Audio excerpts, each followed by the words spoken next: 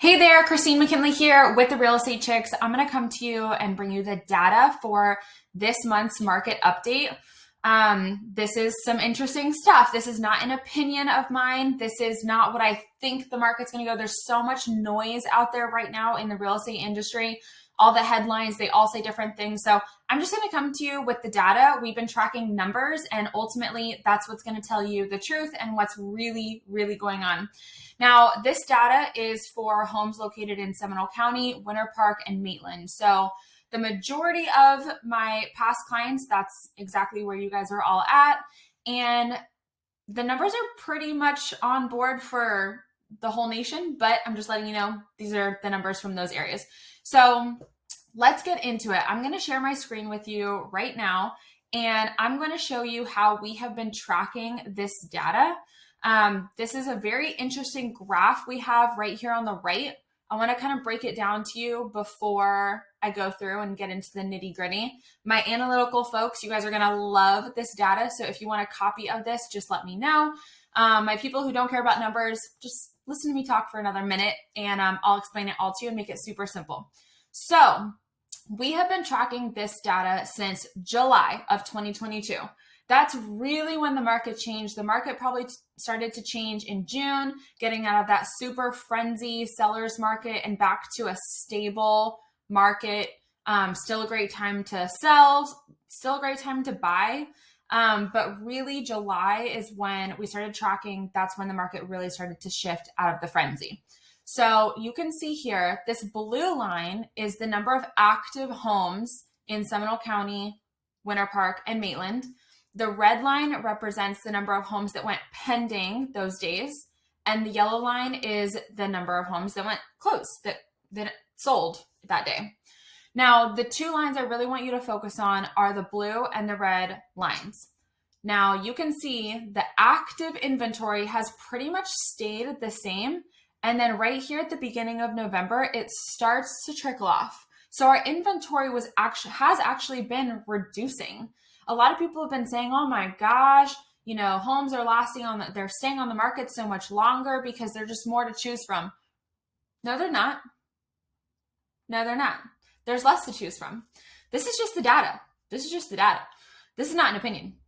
The red line is the number of homes that have gone pending, right? So this number has been decreasing, which tells me there's less buyer demand. There's been less buyer demand. Less buyers are out there writing offers. Less buyers are out there looking at our listings. We've seen that on our end. There's much less buyers out there. That has been decreasing until about the middle of January here. And then it skyrockets. So that's very interesting right here. This has gone up so much. So I really want to talk to my sellers here. The sellers who you guys if you feel like you missed the market in 2020, 2021, the beginning of 2022, that market's really coming back a little bit. I mean, to a certain extent it is.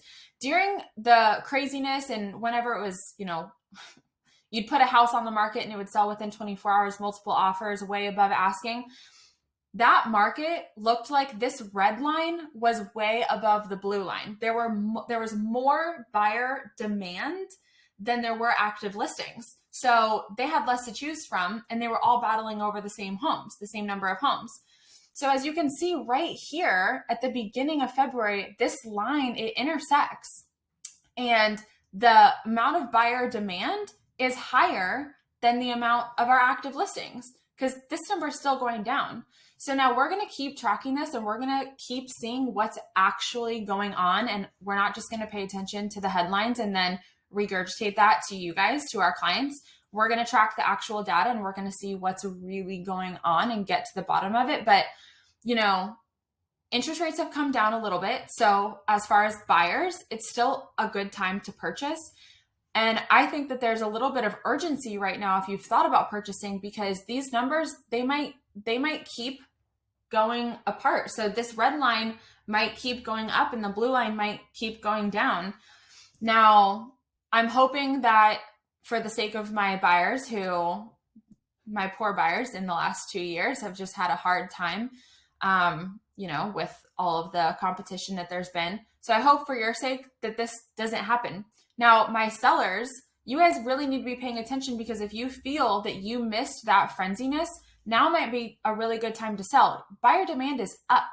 It's up higher than it's been the last 8 months by a good amount.